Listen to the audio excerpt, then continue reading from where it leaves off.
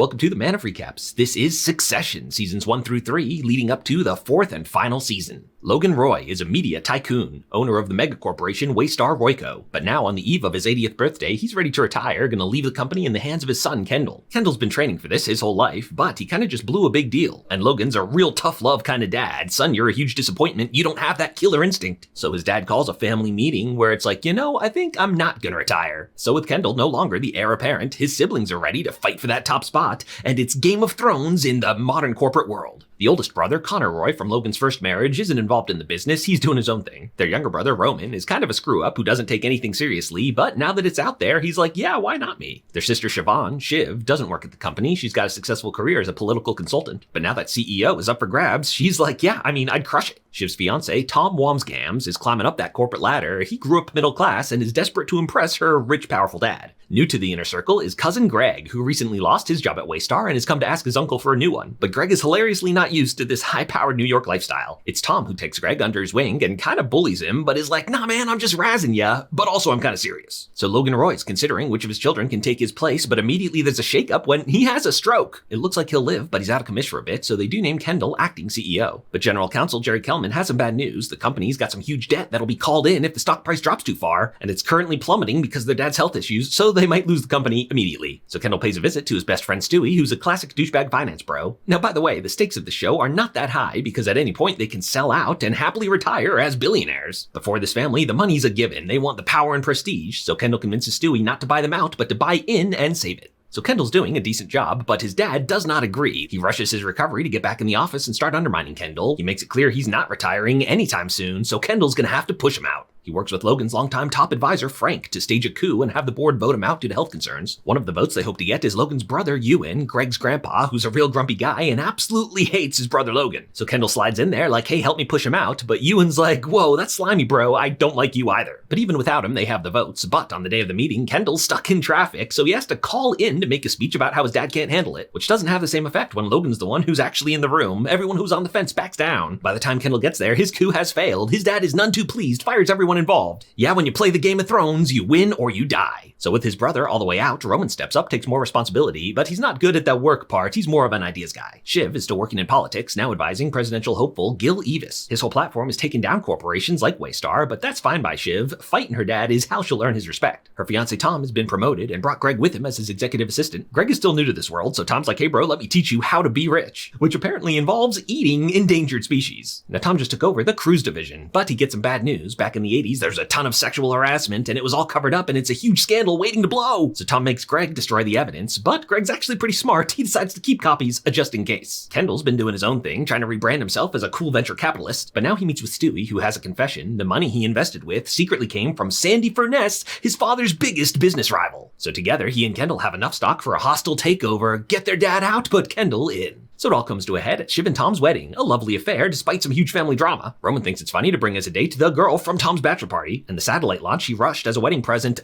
does not go well. Connor's date is his longtime girlfriend Willa, but she's less of a girlfriend and more of an escort, but they've just taken the big next step from occasional escort to full-time sugar baby. And when Connor meets politician Gil Evis, he realizes he wants to get into politics, starting with President of the United States. And Shiv and Tom themselves have a complex relationship. She loves him, but also she's been cheating on him all season with her coworker. But to her it was no big deal. It's like, we're rich. I thought it was a given. We could bang whoever we want. That was news to Tom though. But the biggest drama comes from Kendall launching a hostile takeover of the family company. It's like, bro, on my wedding night? And Kendall feels bad. Sorry, it's just business. But that's the problem with the family business. It's not just business, it's family. Now, Kendall had a drug problem, but he's been sober for a while. But after getting fired, he decided being sober is lame. And tonight, he is very not sober and drives with the caterer to buy some more drugs. But oh no, they crash into the river. And Kendall makes it out, but that poor kid dies. Kendall doesn't know what to do, so he goes back to the wedding and dances, but he is freaking out. By the morning, his dad's security team has already covered up Kendall's involvement. It's okay, son, let your dad take care of it. And that's what Kendall needs right now, rushes back to his father's arms. So in season 2, Kendall backs out of the takeover. He's working at Waystar again. A shell of a human being just does whatever his dad wants. Stewie and Sandy are very upset with him, and this doesn't stop the takeover, it just makes it harder. Gonna be a long, drawn-out war. So Logan calls a family meeting. Hey, do we want this fight, or is it time we cash out with our billions of dollars? He talks to the kids one by one to get their pitch on the future of the company. Siobhan's like, well, I haven't really thought about it, but it's clear she thought about it a lot. And so he tells her, Shiv, it's you. And they make the secret deal deal, Shiv will be the next CEO. She gives Tom the good news, but their original plan, he was going to be CEO, and she's like, oh, don't worry, baby, you'll still be way high up, just, under me. In fact, right now, Tom's promoted again out of cruises to the big leagues news. Naturally, he brings his buddy Greg with him.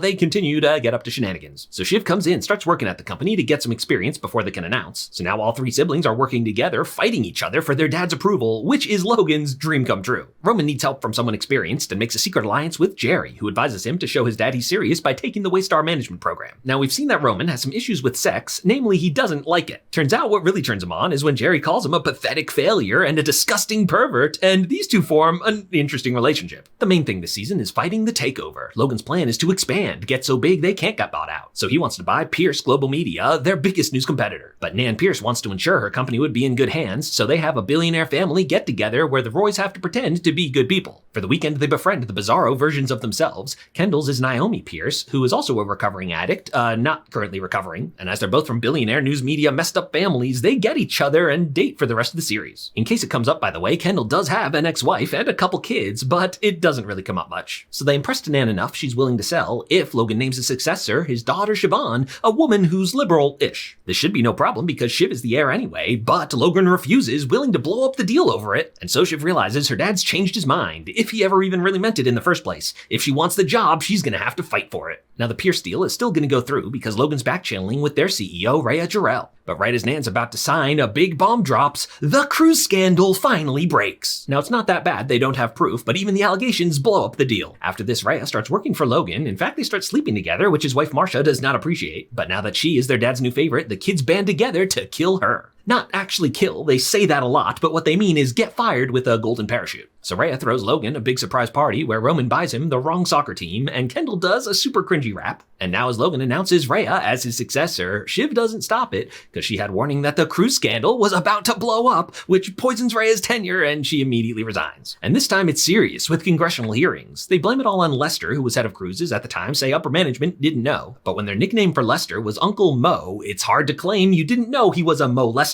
So they take the yacht out for a big family meeting where it's like, look, basically someone has to go to jail. They have a very polite discussion where everyone argues how it should be literally anyone except for themselves. Naturally, Logan himself was not even an option, so it's his loyal son Kendall who's willing to take one for the team. But as he begins his big press conference, he goes off script and blames it all on his dad. Yes, he's come out of his season-long funk, realized his dad is not a good person and he should not be protecting him. And he can prove that his dad signed off on the bad stuff because cousin Greg kept those documents. So in season 3, it's all-out war between Kendall and his father. He tries to recruit his siblings like, hey, aren't you guys tired of him not naming any of us? This is our moment to take him down and split the kingdom. And this is the dream, all 3 siblings working together. We've had brief glimpses of actual good times where they kind of love each other, but they would split the kingdom with Kendall on top, and they all want the top job. It's no deal. At least Kendall has cousin Greg on his side, but Greg's being very non-committal. He's trying to play both sides as long as he can. Finally, Logan brings him in for a meeting like, hey kid, I like you, but take this promotion and side with me or I will end you. But Grandpa Ewan doesn't approve of Greg siding with his evil brother, so he cuts Greg out of his will, leaves it all to charity instead. So Greg spends season 3 trying to sue Greenpeace. Tom finds a way to score points with Logan by offering to go to jail if someone still has to, but then he spends all season obsessively freaking out about it. Now the first part of this war is fought in the media, and Kendall's trying to brand himself as the cool woke CEO who's gonna take down the corrupt establishment. Of course, his dad fights back, and Kendall laughs most of it off, except for the very serious personal stuff that really hurts Kendall's feelings. Meanwhile, the takeover from Sandy and Stewie is still happening, and this war between father and son does not inspire confidence in big shareholders like Adrian Brody. At the annual meeting, it could come to a vote, but neither side wants that because they could actually lose everything, so Frank's up there trying to stall as long as possible while they make a deal. Sandy's pretty sick these days, so he talks through his daughter, also named Sandy, and at this pivotal moment, Logan is also sick. He's totally out of it because he forgot to take his meds. So Siobhan and Sandy have to cut their fathers out and agree to a deal that everyone can get behind, so the company is saved. But the company's still in trouble, being investigated by the government. Normally, Logan can go to his friend, the president, to get this shut down.